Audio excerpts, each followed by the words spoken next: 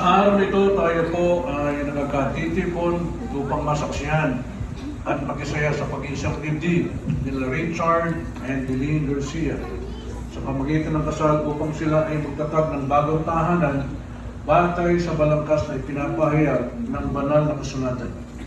Ang pag-aasawa ay banal na institusyon at hindi dapat pasukin ng walang pagundangan, ang date at itagan at maingat at merong takot sa Diyos. Ipinahayag ni Richard at Deline na ang kanilang pagnanais at paniniwala na kalooban ng Diyos na sila ay maging mag-asawa. Ang pag-uugnay na ito ay higit malapit at mabisat kaysa anumang relasyon ng tao. Ang dalawa ay magiging isang laman at tanging kamatayan lamang ang siyang makapaghihiwalay.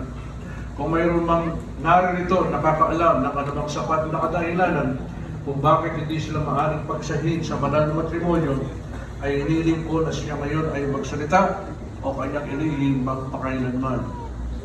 Meron ba?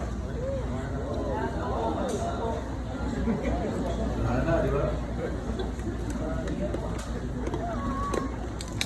Richard, puntahan mo at kunin mo ang iyong papangsawa.